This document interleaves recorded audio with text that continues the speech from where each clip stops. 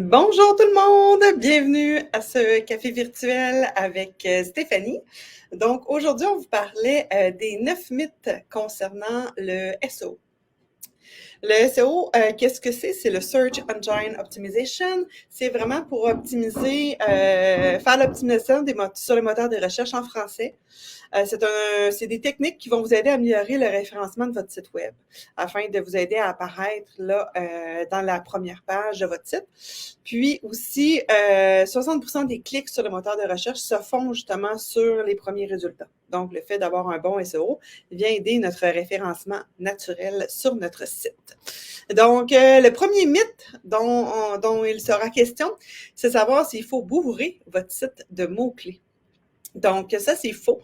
C'est vraiment faux parce que ça vient avoir trop de mots-clés, avoir des mots-clés à outrance sur votre site. C'est une mauvaise stratégie parce que ça va ça va faire mal aux yeux et ça va être un peu trop lourd pour la personne qui navigue sur votre site web, pour les internautes, parce qu'il va avoir l'impression d'avoir affaire à un perroquet, à quelqu'un qui manque de vocabulaire, parce que c'est toujours les mêmes mots qui sont répétés. Donc, faut varier les mots-clés, il faut les utiliser de manière agréable pour garder justement les gens sur notre site ou du moins les captiver par l'ensemble de nos services et nos produits. Puis, vous pouvez utiliser l'outil de planification de mots-clés de Google. Donc, ça, je pourrais vous partager le lien justement dans les commentaires afin que vous puissiez vous y référer. Le mythe numéro 2, c'est rédiger des articles de blog uniquement pour le SEO. Donc, ça, c'est faux. Donc, les textes sur votre site sont importants. C'est les textes qui vont présenter vos services, votre expertise, qui vont venir renforcer votre marque employeur, votre notoriété. Mais on ne veut pas non plus les bourrer d'articles de mots-clés qui vont rendre juste la lecture difficile. Puis les gens vont se rendre compte que, justement, c'est là pour autre chose. Les lecteurs ne sont pas fous. Ils vont se rendre compte que pour une raison que leur échappe, vous répétez sans cesse les mêmes mots dans tous vos articles de blog. L'idéal, c'est plus d'opter pour du contenu de qualité, avec des mots-clés, bien évidemment, là, qui va aider à retenir l'attention du lecteur, puis donner le goût de lire jusqu'à la fin. Puis qui sait, partager l'article de blog, c'est pas mal le but.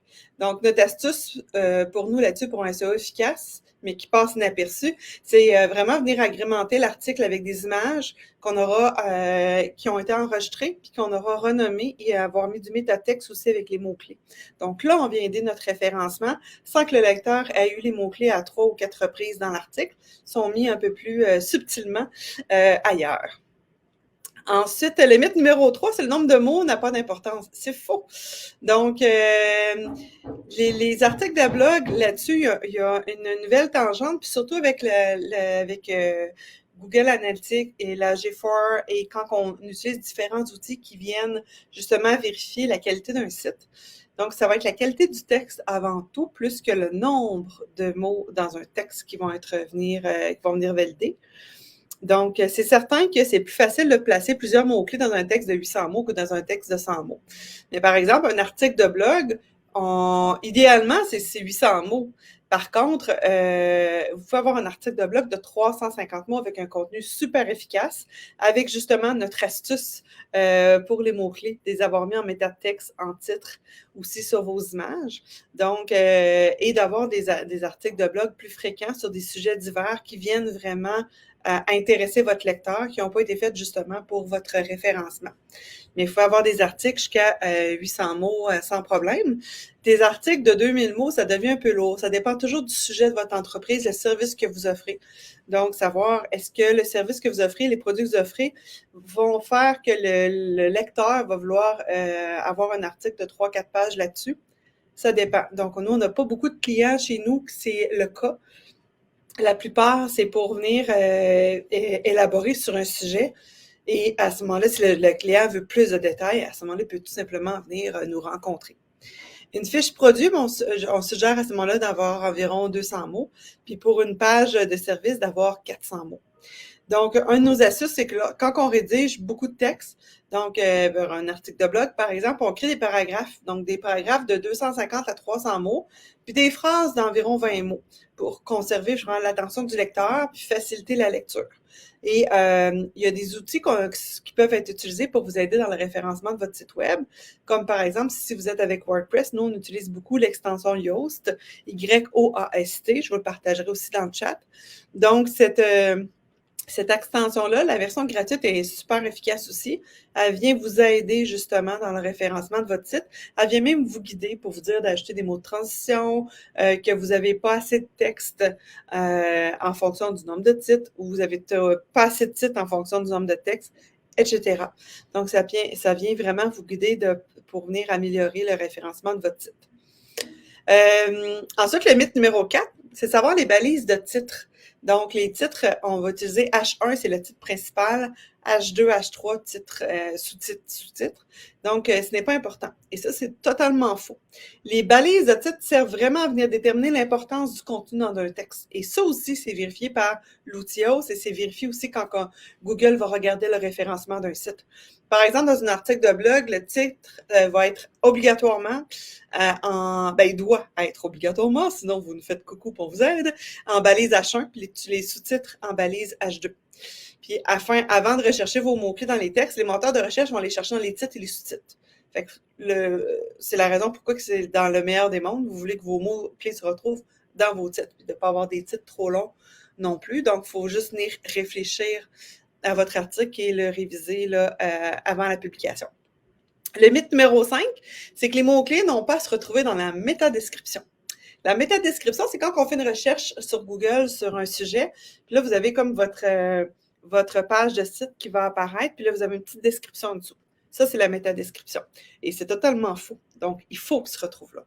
La métadescription, là, c'est le petit bout de texte qui va apparaître sur le moteur de recherche, comme je vous mentionne, mais il vient résumer votre article de blog, vos services, vos produits, votre page. Donc, si les mots-clés utilisés sur le moteur de recherche par vos clients, ils ne se retrouvent pas dans la métadescription, vous avez un méchant problème parce que vous ne sortirez pas. Donc, et là, les gens vont être plus enclins à proposer pas les gens, mais les moteurs de recherche vont être plus enclins, on s'entend, à proposer d'autres titres que le vôtre parce que les mots-clés n'y seront pas.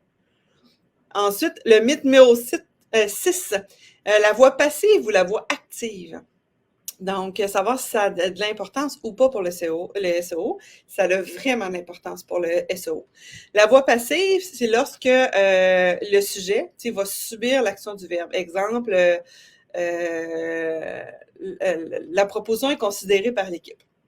Une voix active, c'est lorsque le sujet fait l'action du verbe. Par exemple, l'équipe considère la proposition. Là, on est dans l'action. Fait que même si ça peut sembler exagéré, les moteurs de recherche, eux autres, vont préférer voir la voix active à la voix passive.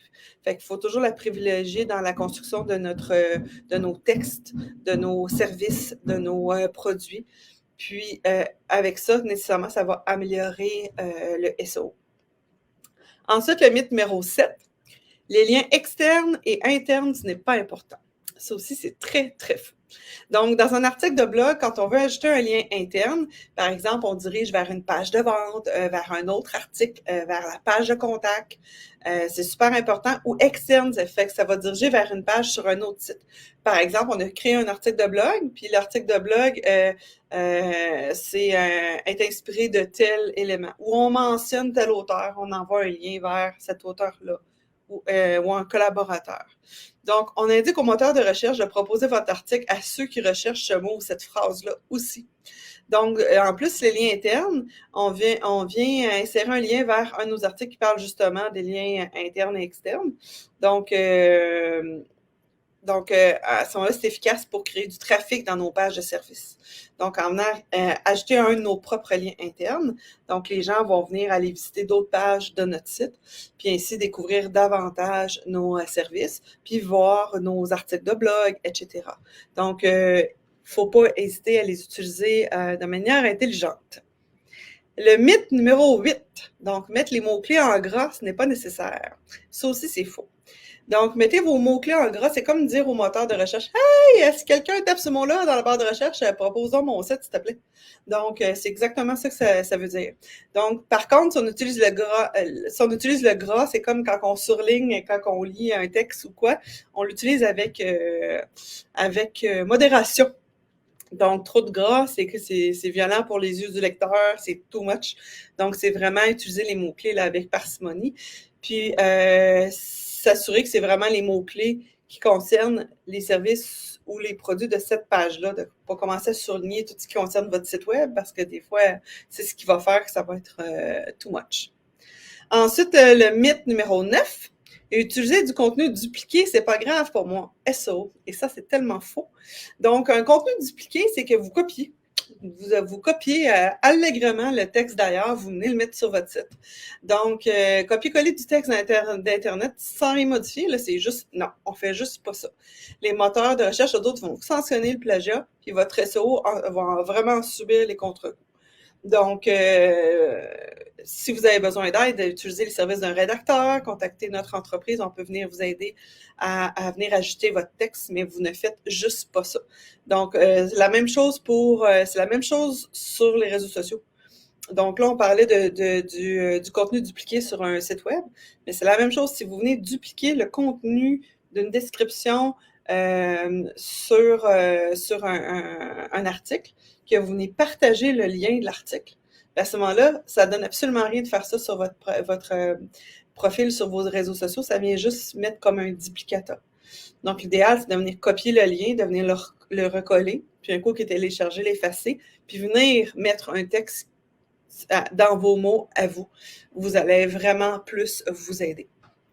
Donc, si vous utilisez des outils comme Wix, etc., c'est vraiment important, Wix, Shopify, c'est vraiment important d'aller voir tous leurs outils de référencement SEO, à savoir pour venir bonifier votre contenu, puis à ce moment-là, savoir qu'est-ce qui est l'idéal pour votre site. Donc, venir le bonifier et à toutes les semaines, peut-être valider justement le contenu de vos articles. Donc, s'il y a des produits qui sont ajoutés sur votre site, si vous avez des services qui changent, si vous avez des produits qui changent, à ce moment-là, il y a des outils qui existent qui peuvent venir vérifier la qualité de votre SEO. Donc, aussi bien les essayer. Puis avec Yoast, l'outil que je parlais plus tôt concernant les sites WordPress, c'est assez facile d'utilisation parce que ça a la même façon de penser que des feux de circulation. Donc, vous avez gris, rouge, jaune, vert. Donc, gris, c'est qu'il n'y a juste rien de fait. Rouge, c'est que ça manque d'amour entity. Donc, vous suivez les consignes. Donc, ça vous donne autant la consigne pour le SEO que la consigne pour la lisibilité sur Google. Jaune, c'est qu'il y a un beau travail de fait qui demande peut-être une amélioration, mais le travail est quand même là. Puis vert, c'est vers l'infini, plus loin encore. Votre job est fait, ça va super bien. Et vous, idéalement, si votre site est bilingue, c'est un travail à faire dans les deux langues, à bien y réfléchir. Et l'outil Yoast, l'autre avantage qu'il y a, c'est que vous pouvez aussi venir pousser une image pour le partage sur les réseaux sociaux. Parce que sur notre site web, souvent, pas souvent, il va y avoir des images, puis comme je vous disais, il faut mettre du métatexte et tout. Mais on ne viendra pas rajouter nécessairement sur notre site web, dans la page de notre article de blog, l'image en plus avec notre logo. Par contre, pour les réseaux sociaux, c'est intéressant quand vous partagez votre article de blog, que votre logo soit sur l'image, que votre image de marque transparaisse un peu partout. Fait qu'à ce moment-là, dans l'image Yoast, ça vous permet de faire ça. Fait que vous pouvez prendre l'image de votre article de blog, venir la bonifier avec votre logo. Fait qu'à ce moment-là, quand c'est partagé, quand quelqu'un va utiliser justement votre article de blog en lien externe, à ce moment-là, lors du partage, ça va être avec votre logo, votre image de marque. Et c'est ce que Yoast vous permet de faire. Alors, j'espère que ça vous a aidé, que ça vous a éclairé. Donc, pour les trois liens que je vous parlais, je vais aller les partager tout simplement dans le chat. Si jamais vous écoutez en redifféré, n'hésitez pas à faire #replay. C'est toujours intéressant de savoir qu'on a été réécouté. Et bien entendu, le café virtuel d'aujourd'hui va être transféré sur YouTube dans la journée. Donc, je vous remercie d'avoir été en ligne. Et je vous ai présenté les 9 mythes du SEO. On a un article de blog justement sur le sujet. Je vous le partagerai aussi. Donc, une excellente journée à tous!